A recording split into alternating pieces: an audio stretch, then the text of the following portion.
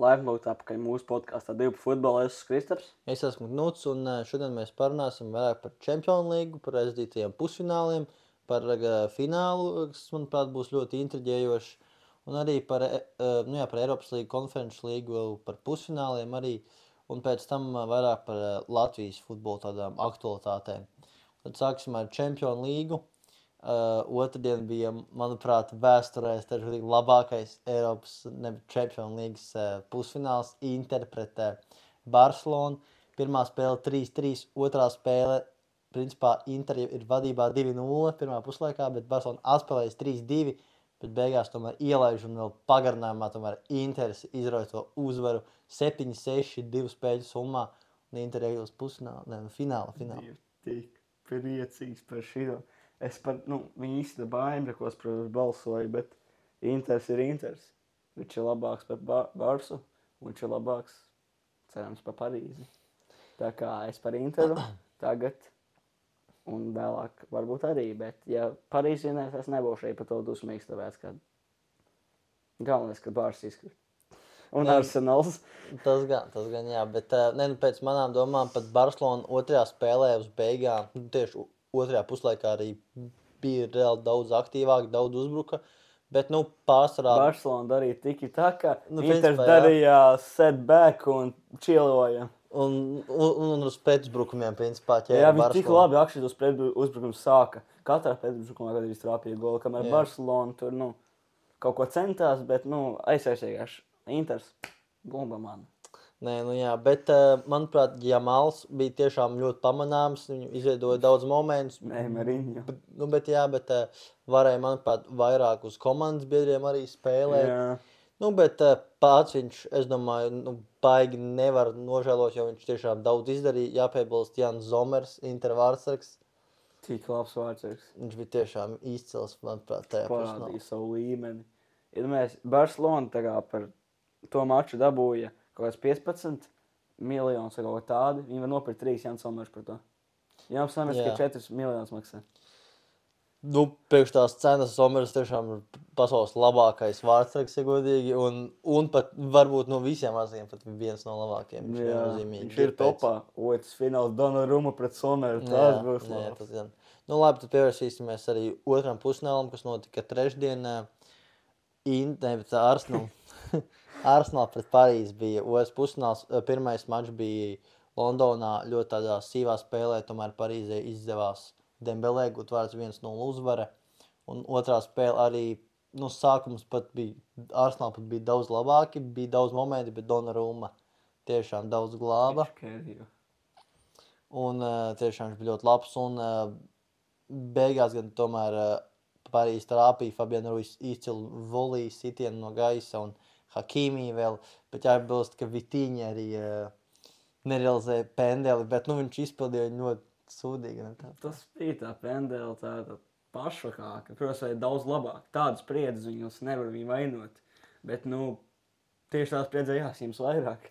Manuprāt, tādiem meistariem kā Vitīņiem, viņiem vajag trāpīt, jo viņš tomēr, komandas vidējās līnijas motors, tāds līderis arī vispār laukumā. Vada reāli puskomanda. Jā, tā kā principā viņiem vajag šādus sist iekšā, bet, diemžēl šoreiz nē, cerams finālā paveiksies vairāk viņiem.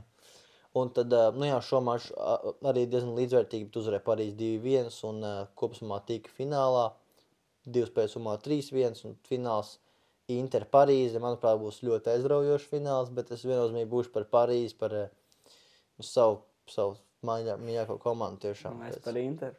Kāda tā prognoze? Man prognoze būs, kad būs smējies mačs, bet es teikšu 2-1 Parīzi, tomēr pamatlaikā. Tomēr, manuprāt, viņiem izdosies. Dabūšu savu vēsturē pirmo Champions League trofeju. Es saku, Parīzi iesiet pirmā. Inters iesiet 80 minūtē, 1-1, 90 plus 3, Inters trāpa, 2-1, game over. 2-1 Inters. Labi, mums skar mašīna prognoze, bet rezultāts principā tas pats, ka tas tur 2-1, bet labi, tad pievēršamies Eiropas līgai vairāk, Sākam ar Manchester United pret Atletico klubu.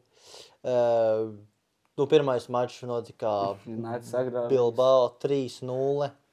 Šajā stadionā arī notiks fināls Eiropas līgā, tajā Atletika Maijas stadionā. Es ceru, ka atkal būs 3-0. Bet Manchester tiešām 3-0 uzvarēja izbraukumā.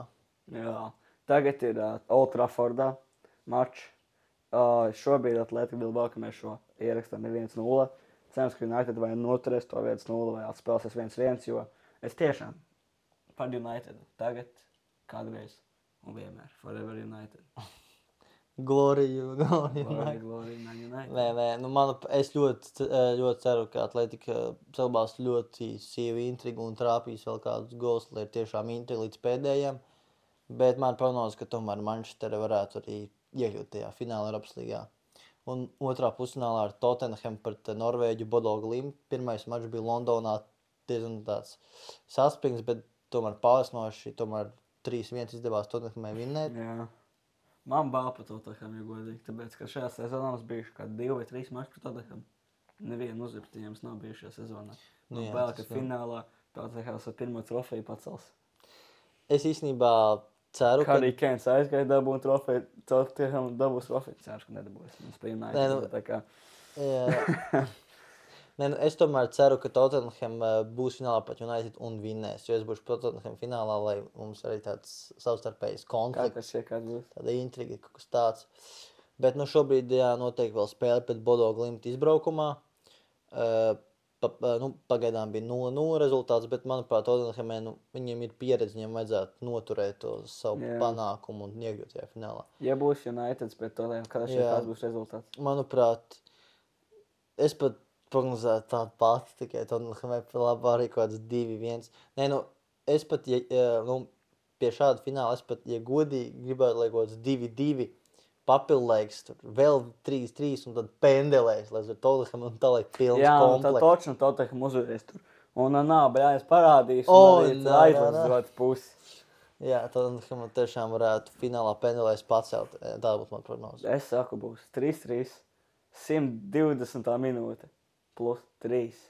Harry Maguire galviņa trāpa izšķirošās vārtus. Jau likās, ka teiks Maguire tiešām.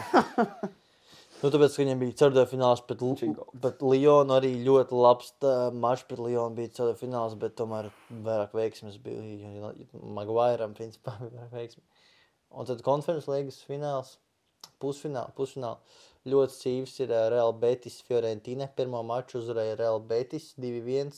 Ļoti saspringts mačs, bet šobrīd otrajā, cik mēs skatāmies, ir 2-1 vadībā Fiorentina. Tā kā 3-3 spēļu summā un tur viss vēl var būt.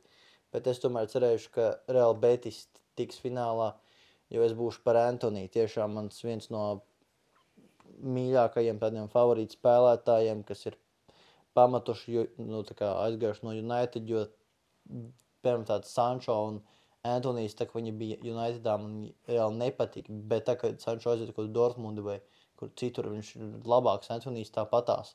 Ir uz Real Betis un kļūst par tādu vienu no Spānijas līgas vispār vadošajiem malējiem spēlētājiem, uzbrucējiem. Un kāds tev domas par to spēli, par Real Betis Fiorentina? Es saku, ka Fiorentina iegadīja uzvarēs, tāpēc, ka viņiem tik labs vārdsargs. Tā kā nevar zaudēt. De Gea. Viens labākiem United vārdsargiem bijušajiem. Kas ir Antonijs? Man patīk vienkārši Antonijs, tāpēc es teikšu Real Betis principā tādēļ. Un otrs pusfināls Chelsea pret Zviedru un Djurgārden. Bet, principā 4-1 pirmais mačs, un tur jau otri arī Chelsea ir vadība, tā kā es domāju, viņi arī pelnīt tiks finālā. Jā, par Chelsea domāju, ka viņi uzvarēs. Un fināls tad tev bija kāds? Nezinu. Tu teici Fiorentina. Fiorentina, jā. Pret Chelsea. Pret Chelsea. Un tad Chelsea zaudēs.